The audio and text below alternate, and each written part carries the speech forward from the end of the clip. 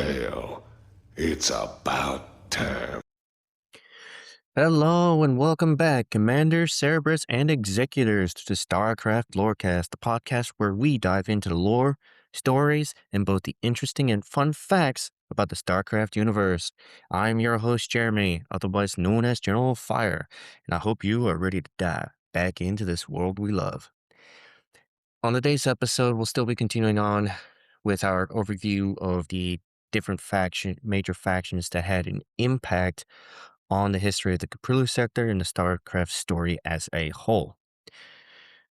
In today's episode, we'll be touching on a faction that played a major role within the Brood War expansion, but that we haven't really seen anything of since.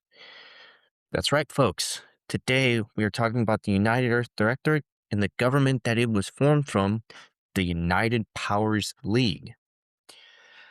So, if you all aren't aware, back when we discussed the Terran race as a whole, the United Power Leagues was the original police state on Earth that was then succeeded by the United Earth Directorate. So, the United Powers League was an interstellar, anti-theistic, enlightened socialist fascist police state that was based on Earth. It was formed from the United Nations and other world governments and was established on November 22nd, 2229. It was reorganized in 2499, between 2499 and early 2500 into the United Earth Directorate. So those are the basics of it, but if we move down deeper into its history, the United Power Leagues was formed on November 22nd, 2229, following the decline of Western civilization and the seeming breakdown of society that started within the 22nd century. It would succeed the defunct United Nations and take on the mantle as defender of humanity as a whole. The UPL police state control almost the entirety of Earth, including close to 93% of the population, excluding a few volatile South American countries. So, yeah, if you guys aren't aware, if we go back to our Terran history real quick, uh,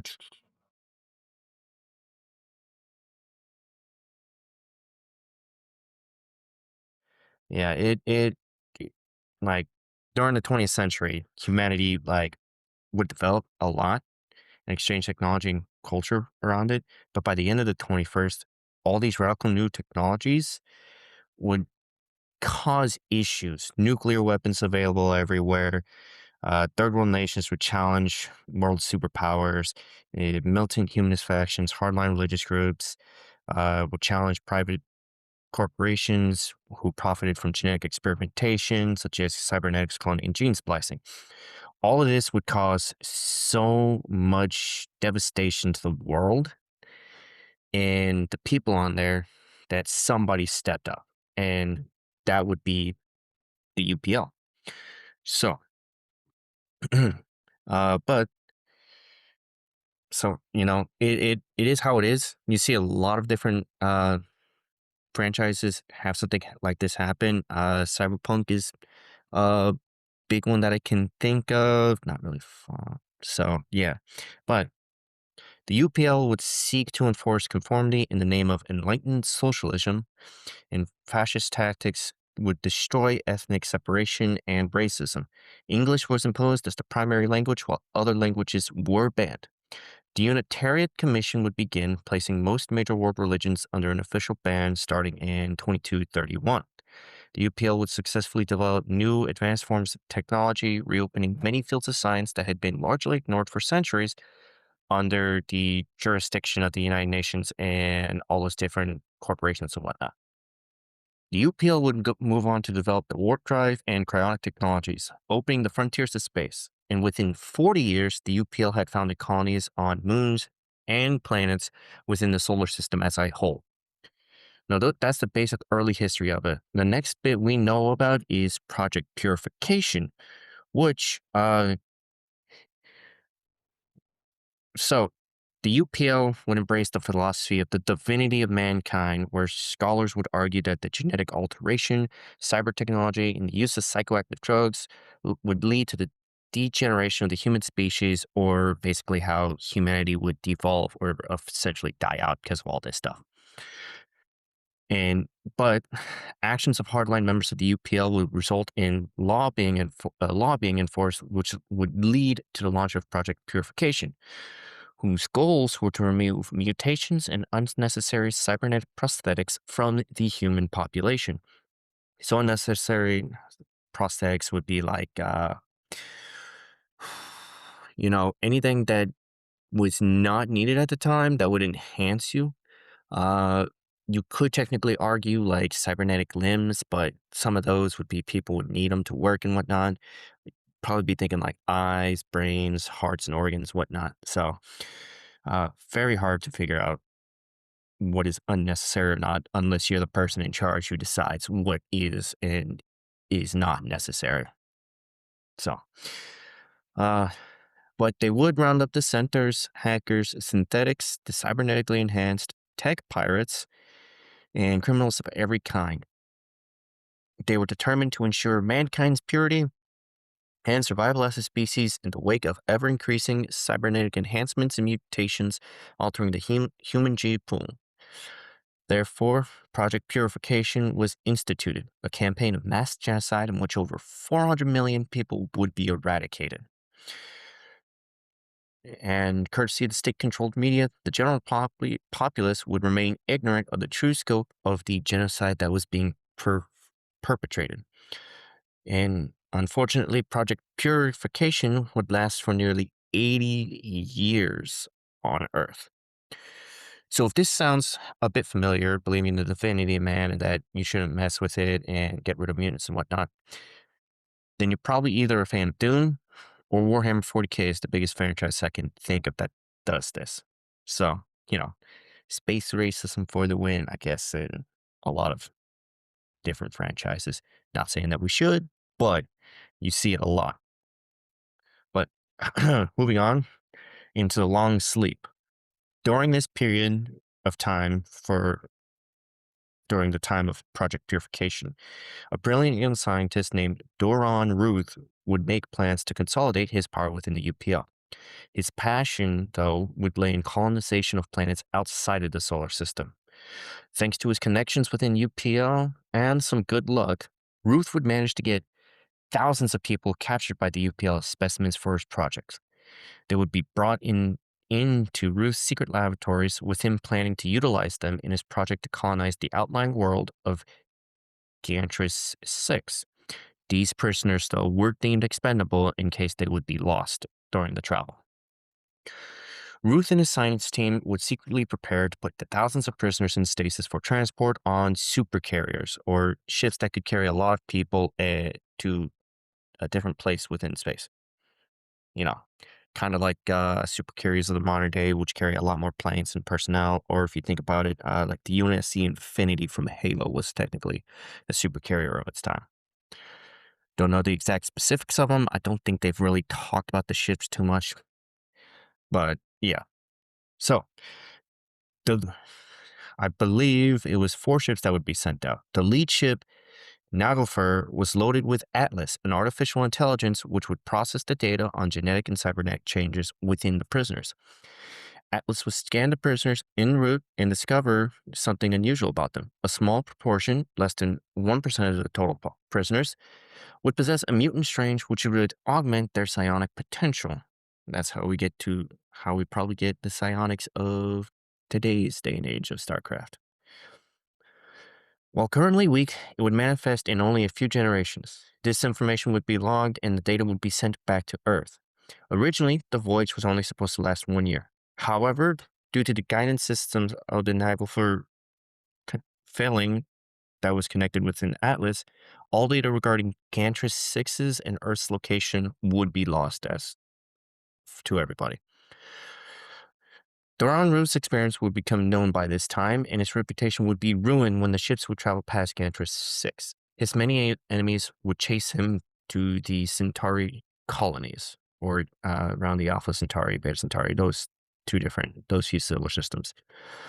The ships would spend nearly 3 decades in the warp space, eventually emerging into the Kuprilu sector in the year of 2259. The involuntary colonists would forge their own unique civilizations across the sector. And as far as we know, that's all we would know about the UPL until their political transformation. So, although the Terran settlers of the Kuprilu sector were unaware of it, they were secretly monitored by those who had exiled them. At first, the UPL were disinterested observers.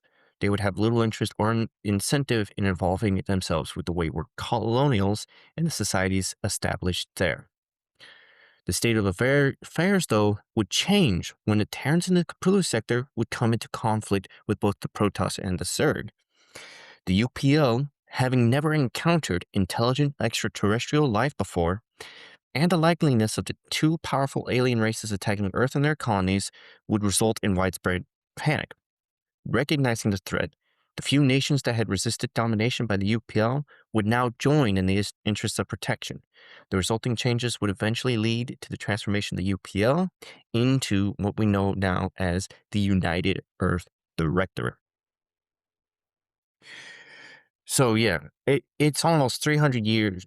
It's 200 years. No, yeah, 300 years of about the UPL basically ruling. So 2229 to about 2500. So yeah, give or take 300 years, subtract a couple decades. But they would rule, or they would be in charge of Earth and its like outlying systems, and would, lead humanity as it was. Uh, but it wouldn't just control Earth in the solar system. The UPL had control over the Centauri colonies, the solar system, and the Tau Ceti system, with worlds to include Earth and Luna, the moon of Earth. We'll go further into those worlds when we speak on the UED, and then probably do a bigger breakdown of these worlds in a different episode. I'm going to save the notes for the UPL till the end when I go over the notes of the UED. But an interesting fact to know before we go on to the UED, the humans of the UPL and the UED consider themselves considered the Terrans an offshoot of humanity. So they don't really see the humans of the Kuprilu sector as actual humans. They refer to them as Terrans. Pretty weird, but you can kind of see it as it, because on Earth we have many offshoots of many different species within the same family. Think of like canines. We have like wolves, dogs. I can't think of anything else right now. But yeah, you have many different species under one family group. So that is what they see humanity, the Terrans as. So, but moving on from the UPL, you would have the UED, or the United Earth Directorate, that would be formed. So it's an interstellar directory led by the UED Council based off of Earth, informed in 2499, 2500. It is the current government of Earth. So, the United Powers League was reorganized into the United Earth Directorate after the discovery of the Protoss and the Zerg in the Kuprilu sector by December 2499, and would bring many dissident countries into its fold, thus expanding its sphere of influence. So as you know, First Contact and so many movies would cause humanity to unite, and that's kind of how this happened. The UED would take a more proactive, militaristic stance in regards to alien affairs, diverting all of its considerable resources towards studying the aliens and their maneuvers, as well as formulating plans to seize control of the wayward human civilizations descended from Doran Ruth's failed colonization project. They would spend the next several months monitoring the activities of the sector's factions, gathering data on their strengths and weaknesses as well. They believed that they were capable of countering any Protoss or Zerg attacks, and they were confident in their ability to overtake any resistance from the local Terran factions. The UED would form a military expedition force to put an end to the conflict in the Kuprilu sector by any means necessary. And when what I mean by any means necessary is they do not care about the doctrine of man in there. Humanity first, buddy. That's what they believed. But this military expeditionary force is what we would know as the United Earth Directorate Expeditionary Fleet, which, yeah, was a fun faction to fight in the Brood War campaign, I think, anyways. But moving on to the Galactic War for Domination, the ruling council would receive word that a new overmind was growing on Char and would decide unanimously to send Admiral Gerard Dugal to enslave the overmind and use it to overthrow the Terran Dominion and pacify Protoss activity in the sector. However, Dugal was uncomfortable with the prospect of using the Zerg to achieve victory, feeling that they represented an unnecessary risk to the UED and humanity as a whole. So, you know, I mean, I could see it. Just think of how many times the Terran Dominion and Confederacy tried to use the Zerg to fight. It never turned out well. So, Admiral Dugal would therefore employ much more conventional tactics in taking control of the Dominion. The UED would justify this act as a means of assuring the survival and prosperity of humanity throughout the galaxy.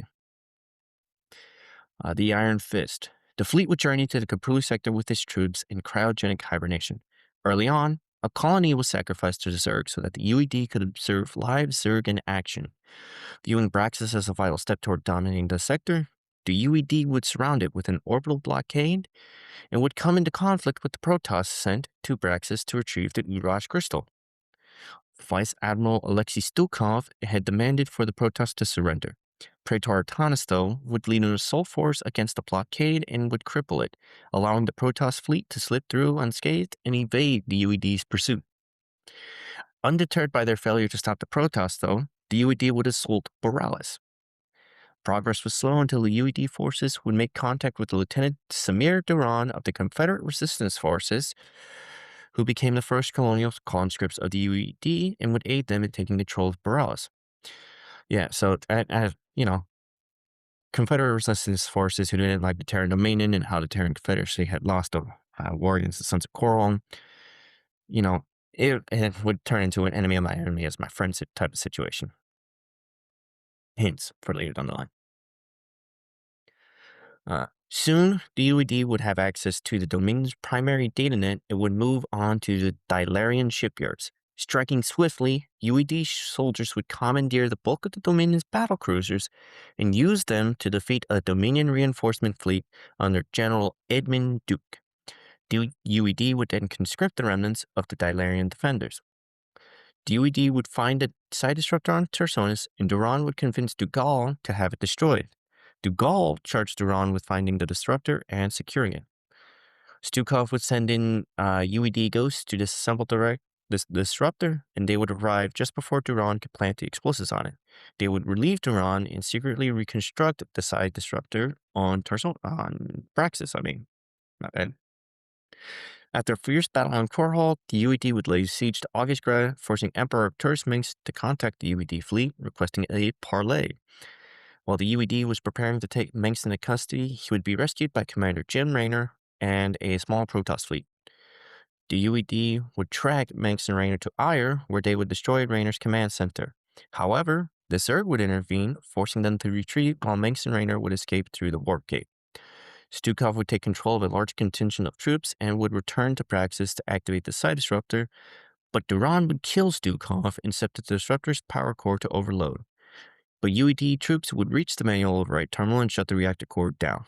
Dugal would order the disruptor kept on full power around the clock and would leave its garrisons protected as well. With the disruptor signal hampering the Zerg's communications to one another, the swarms over Char would scatter in disarray, allowing the UED to penetrate Char's surface and overcome the Overmind's defenders. Once the UED troops had reached the Overmind, a team of specially trained medics administered powerful neural stims to pacify it. Because the UED Expeditionary Fleet would be given 3 different goals by the UED Council. Goal 1, conquer all of the rogue Terran colonies and capture Arcturus Minx, the Emperor of the newly formed Terran Dominion. Goal 2, take control of the entire Zerg swarm by capturing the new Overmind with psychics and powerful drugs. And goal 3, use the captured Zerg swarm to pacify all Protoss activity within the sector. So, yeah. But unfortunately for them, they would run into Queen of Blades. So, the Disruptor would be destroyed by the Zerg under Sarah Kerrigan with help from Rangers Raiders and a Psi emitter loaned by Minx. The UED would send enslaved Zerg to reinforce their troops on Core Hall. However, their control of the Overmind was tenuous, so not many would be sent. The UED forces occupying Augustgrad would be overwhelmed by Kerrigan's Zerg due to that. 2 days after Kerrigan would return to Tarsonis to rest, the UED would send hundreds of Zerg to Tarsonis, which was too remote for them to maintain direct control, so they would send 30 scientists to coordinate their attack from a small facility towards the rear of their landing zone. The attack would fail, though, when the scientists would be killed. The UED forces on Char were defeated by Kerrigan's Zerg and the Dark Prelate Zertul, and the remnants of the UED fleet would flee from Char. Then would attack Char Aleph alongside Meng's fleet and a Protoss armada under Praetor Artanis. De Gaulle would offer terms of surrender when it became clear that he could not hope to overcome Kerrigan at her full strength. The UED fleet was allowed to flee in the direction of Earth with a reasonable head start, but they were soon overtaken by Kerrigan's forces and would be eradicated. No UED ship would make it back to Earth to report the events that had taken place within the Caprilu sector. Moving on to post-war, there is a quote that would be spoken about from Alexei Stukov and Sarah Kerrigan. They will come back someday, you know. I do, and I will be ready for them. So, because you got to remember, that was just an expeditionary fleet that came in. So, but post-war, a few isolated pockets of UED remnants would remain hidden within the sector. Surviving Goliath pilots of the Spartan Company would survive as mercenaries in the sector, getting hired out to the highest bidder. The UED would attempt to discover what had happened in the Caprilu sector, but their spy network would return only incomplete information. In the following years, the UED would turn its attention to internal affairs. An interest in the Caprilu sector would wane, but would not be forgotten. The defeat was a temporary setback. The loss of the expeditionary fleet had only a minor impact on UED's strength, but the UED would need time to plan and assemble political support for a future invasion. And people would expect for the UED to return. But as late as 2505, the population of the Terran Dominion would still have the suspicion that the Earth's government was still out there, observing them. Years after the invasion, UED sympathizer movements would operate in secret across the Caprilu sector, primarily in the hopes that the UED would eliminate the Zerg and the Protoss when they will return.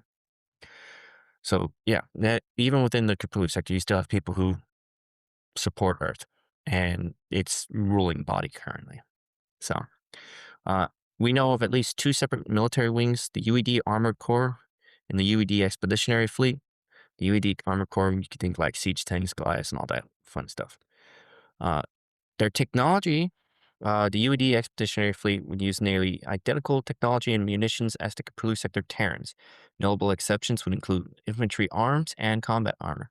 The Terrans of the Caprilu sector developed technology based on Atlas's databanks after the long sleep. As the computer originated on Earth, the two cultures would have a common technological base with similar characteristics. However, it would be more likely for the UED to be more advanced.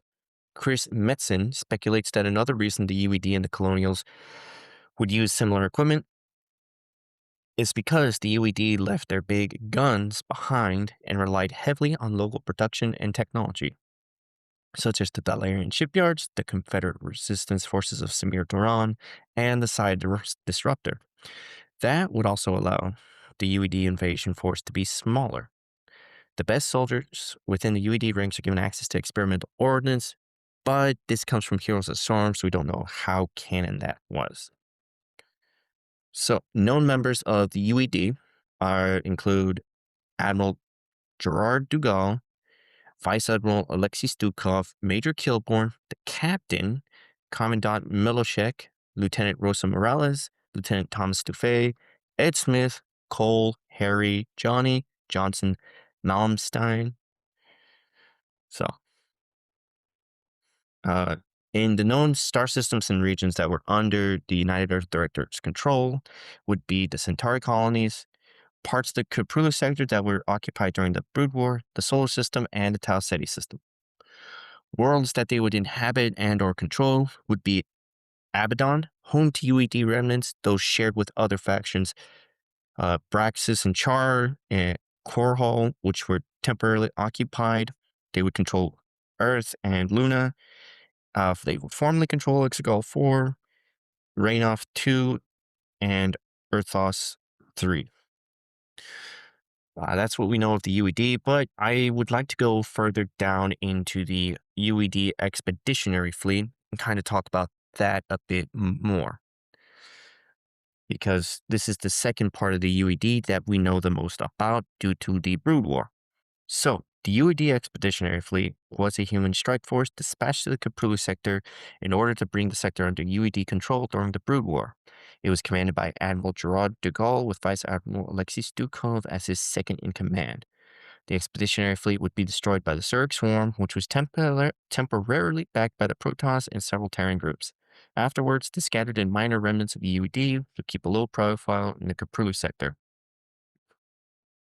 So, the de facto leader of this group would be the UED Council, though it would be led by Admiral Gerard de Gaulle.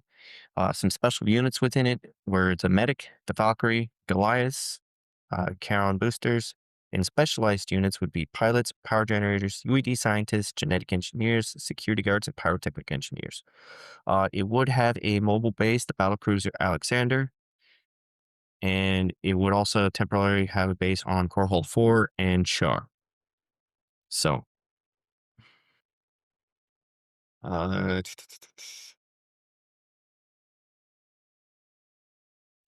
so its history is almost exactly the same, but uh, we can dive deeper down into the trail of Alexei Stukov, where makes the fleet would try and, after conquering Korhal, the fleet's next battle would be at the world of Ire, where Minx and Raynor had escaped to. There, the fleet would encounter a huge Protoss refugee base that was located on the planet, which had a functional warp gate and worse, multiple Zerg broods surrounding the base. The expeditionary fleet was able to destroy one Zerg brood with relative ease. After the brood's defeat, they would construct and secure a base from which they would launch a large-scale attack against the Protoss base. So, by then, the warp gate had been activated, which would trigger the Zerg swarm to swing into full action. Despite this, the fleet's forces were able to rout the Protoss defenders and destroy Raynor's command center. With the fugitives Minx and Raynor attempting to escape, the UED would follow them in hot pursuit. The mission would have been successful were it not for a huge wave of Zerg that had descended upon them from the northeast, forcing the fleet to fall back. They did not realize, however, that Samir Duran had betrayed them by withdrawing his troops from the area.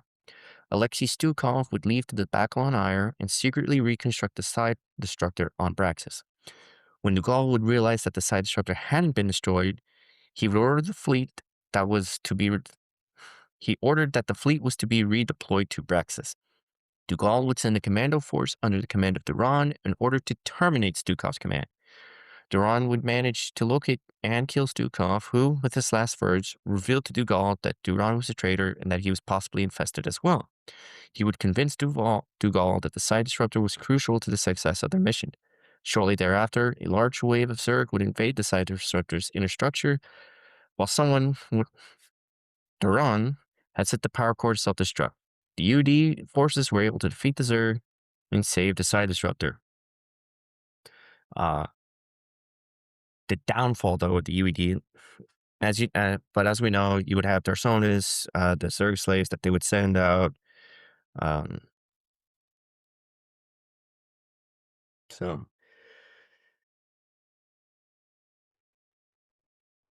but the downfall of the UED invasion. The fleet's heavy-handed actions rallied the inhabitants of the sector against it.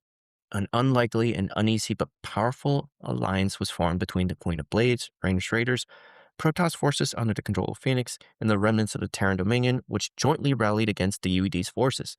In essence, the UED's fleet's doom slowly began after the Alliance managed to destroy the Side Disruptor. Making things even worse, the Alliance would attack the fleet's garrison, which were backed up by the Zerg slave broods from Korhal. Although the fleet would lose the battle, the Alliance crumbled due to Kerrigan betraying her allies. The UED would then dispatch a large number of its slave Zerg against Kerrigan's main hive cluster on Tarsonis. In an attempt to bolster their control over the Zerg, the UED would have their scientists try and control them through scientific experiments, but they would lose the battle because the scientists would kill. Kerrigan would then go on to attack Char, but the fleet would maintain strong control over the enslaved Overmind and its minions. The majority of the fleet was stationed at Char, and Kerrigan, along with assistance from the Dark Templar, was able to defeat the fleet and its pet Zerg swarm, and the battle would conclude with Zeratul slaying the second Overmind.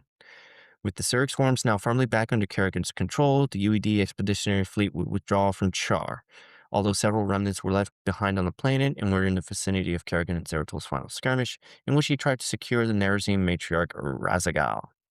By this point, numerous UET troops had defected and would end up stranded in the Caprulu sector. Remnants of the fleet would return to Char at the same exact time when Terran Dominion and Protoss forces would converge on the planet. The timing was highly inconvenient for the Zerg, as the bulk of their forces were on the planet's surface with just one brood remaining on Char left. Dougal would make a final demand towards Kerrigan for her to submit to his authority, which in turn was met with a suitably defiant response. The battle for the space platform would fare badly for the UED, and Dougal would be forced to concede. The Admiral's attempt to parley and negotiate in order to try and spare the lives of his men was rebuffed by the Queen of Blades. None would be allowed to escape, and no prisoners were to be taken. Shortly thereafter, the majority of the UED expeditionary fleet was overtaken and would be destroyed by the Zerg as they would try to retreat to Earth. Remnants of the UED's expeditionary fleet would manage to survive in the Caprulu sector, hiding in places such as Abaddon. At least one element of the fleet that was abandoned during the Brood War would go on to become the Spartan Company, a band of mercenary Goliath pilots. The Spartan Company would offer their services as mercenaries to Raynar's raiders. The remnants were still viewed as a threat by the Terran Dominion, and along with the Umojans, were declared race traitors. Emperor Arcturus Mengs would vow to stamp out what he called the impotent leftovers of a failed campaign and would send ghost agents to assassinate their leaders and spies. The UED remnants required a lot of support and generally kept a low profile. In 2503, they were falsely blamed for attacks which were caused by Project Saddleblade, such as one against Atticus Minor in 2503, by the Terran Dominion, which used the UED remnants as a convenient cover in order to try and hide their involvement of the ongoing kidnapping of Ghost for use in the project. Even years later, the aftershock of their invasion caused for many UED sympathizer movements within the Caprulu sector, though they would keep a low profile. At least some of these sympathizers would have xenophobic beliefs and would hope that the UED would one day return in order to wipe out the Protoss and Zerg forces. So, that's kind of a deeper dive into the UED expeditionary fleet of what we know of them. They did have at least two distinct wings that we know of, both the Atlas and the Cronus wing. There are also several specialized organizations within the fleet. You'd have the UED Blockade, the UED Strike Team, the Commando Forces, the Science Corps, Defense Garrisons, Planetary Garrisons, the UED Battle Fleet, and Stukov's Elite Guard. The UED Blockade was formed to blockade and besiege planets. The Strike Team and UED Commando Forces were ground forces that would play a role in several of the directives operations. The Science Corps would control the second Overmind and Zerg's minions, and the Defense Garrison defended Braxis and the Side Disruptor. Vice Admiral Stukov himself had an elite guard which used blue as color. Stukov would actually defy the Director orders, although he did so in the Director's best interest. But disinformation by Samir Duran, a former member of Alpha Squadron, would lead to the death of Stukov. During the Brood War, the UED's forces were augmented by colonial conscripts and had defeated the Terran Dominion forces. And what we do know from the co-op missions, the UED Expeditionary Fleet pioneered innovative infantry compositions which were imitated by Amon's forces during the End War.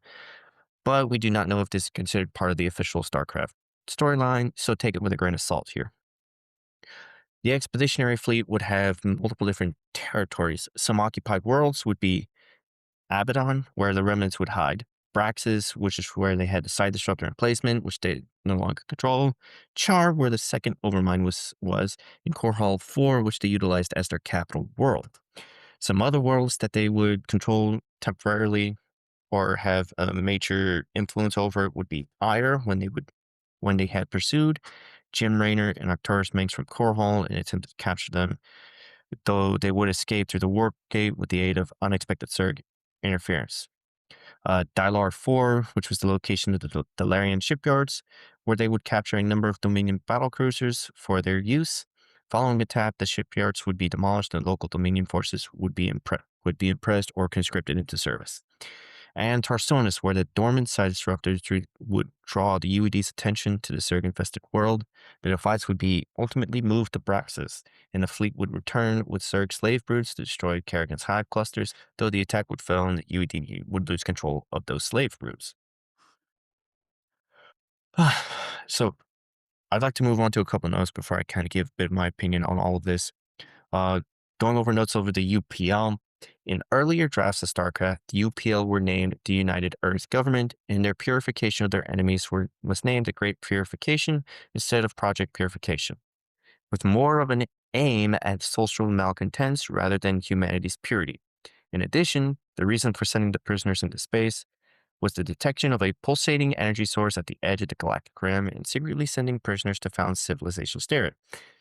Now, that never came to be because they would end up instead doing Project Purification and just having people sent out to a distant world that they wanted, but never happened.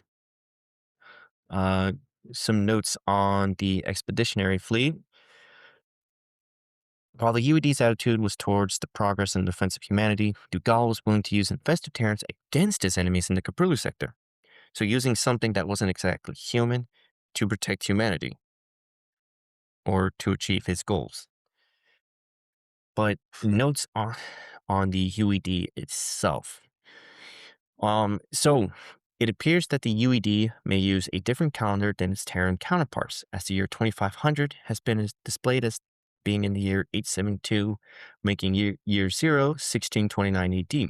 However, with the lack of any reference to the nature of this data having been made, and that 99 has also been used to depict dates coinciding with the year 2499, this may be a cinematic error. Hero of the Storm indicates that the Gregorian calendar is still in use by the people of Earth. So, uh, basically, it's believed that the UED utilizes the current calendar system that we have, but it could be that they use a separate one. We don't know exactly. Chris Metzen has speculated about the nature and level of UED weapons, making an aside about uber tachyon lasers and other big guns remaining behind in UED territory proper during the Brood War. The United Earth Directorate appears to be loosely based on the United Citizen Federation of the movie Starship Troopers. Similarities can be seen at the end of Episode 5 during the UED Victory movie. The orientation of the Earth in the UED symbol changes multiple times during its appearance in the UED Victory Report cinematic, with some appearances showing an Atlantic-centered orientation, while others show a Pacific-centered one. In addition, the size of the continents change between flag appearances, most notably with the African continent. Could just be how things ended up being animated or whatnot. I'm going to take it for a fact. In in spite of the UPL's policy on banning all languages aside from English, forces of the United Earth Directorate would speak several different languages to include German and French. In addition, psychic Terrans were deployed by the UED, a subgroup that the UPL would attempted to eliminate in Project Purification. This may indicate that the government of Earth has laxed in many of its more oppressive policies in the centuries since the long sleep first began. Gameplay-wise, the UED appears as an original optional faction in StarCraft the board game Brood War. Players must remove one of the previously existing Terran factions, either the Terran Dominion or Ranged Raiders, in order to accommodate the UED. Additionally, the UED will appear as a sub-faction in the StarCraft tabletop miniature game. However, they will not receive unique model designs. An idea that's been floated for the UED as a faction is having a combination of Terran and Zerg models, the latter representing UED slave brutes. So like I stated, Archon Studios is planning to release many different sub factions for each of the major factions, Terran, Protoss, and Zerg. And the UED is one of them. I hope to see it. I think it's going to be cool. Uh, Regarding story development notes, quote from Chris Metzen: "As we were developing Brood War, at the time, the promise of Earth and its powers was going to be a really big theme that was going to define the StarCraft franchise." That was spoken by Chris Metzen on the development of Brood War. So, the UED's role in StarCraft Brood War was effectively the groundwork for plans to further flesh out Earth and the UED and the future of the overall storyline. In early planning of StarCraft 2, the UED was going to play a major role in the story, and the conflict in the sector would spiral to the point where the Zerg would attack Earth, and the exploration of Earth would be more central to the franchise. However, as development of the game continued, Chris Metzen noted things shifted and the plan was walked back. In the development of the game, the idea of a fourth race and or faction made less and less sense. Furthermore, in the Wings of Liberty portion of the game, it was deemed that the conflict between the Terran Dominion and Rainer's Raiders was sufficient to define the first installment without having to bring in the UED. In a 2018 interview, Metzen stated that, while he was no longer a writer for Blizzard Entertainment at the time, he believed that the potential for UED and the exploration of Sir Earth is still out there. Heroes of the Storm presents a different account of the UED's motivations for invading the Caprulu sector, claiming that the Terrans of the sector's allegiance to Earth had wavered over time, and that they were a threat to UED's own sphere of influence. This contradicts the lore of both StarCraft and its expansion, which established that the Terrans of the sector never had any contact with Earth, and that it was the discovery of alien species that was the impetus for the UED's formations. And the UED would have appeared in Jason Huck's version of StarCraft Frontiers, which was going to be kind of like an MMO game, if I understand. They would have had their own storyline outside of the Caprulu sector. So my thoughts on the UED. Um, I think they're a cool faction. I think it's an interesting faction that should return at some point, whether that's in books, new video games, TV or movie, or maybe in the campaign supplement that they're bringing in to StarCraft, the tabletop game, later this year. I think it would be fun. I think it would be interesting. They need to bring it back. Because as we know, future threats in StarCraft universe that they could fight against, you have Niadra's Brood, the UED, the Tal'Darim. You know, there's so many different ways they could bring back the StarCraft universe with a new antagonist. That we gotta remember, the Caprulu sector is just one small sector of the Milky Way galaxy. We know the UED controls at least three different solar systems, maybe more, because you have the Tau Ceti system, you have the Sol system, and then you have the Centauri colonies. Now, Tau Ceti has multiple different systems and planets. So does the Centauri colonies. Exactly how many is a good question. I can look that up real quick.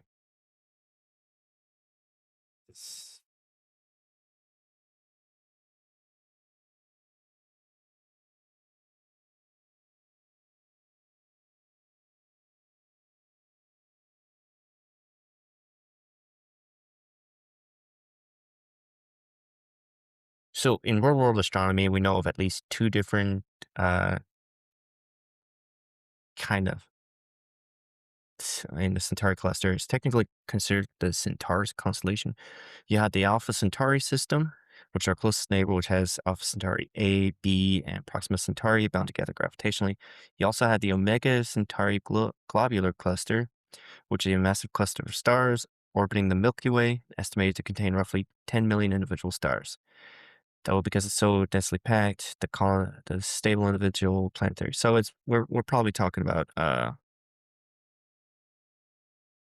Alpha Centauri. And if we go to SETI,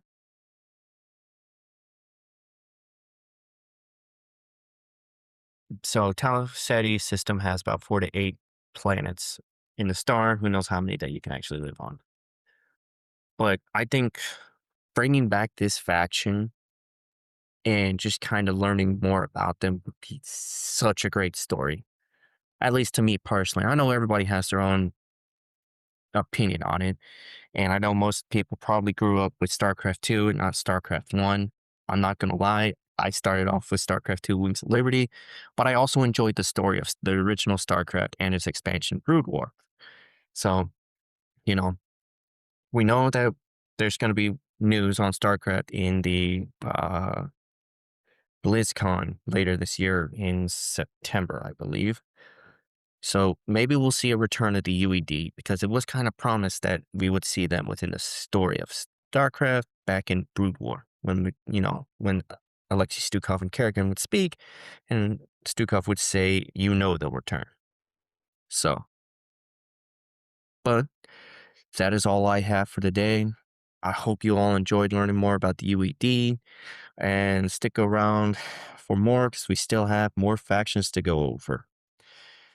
And this has been Joe Fire signing off.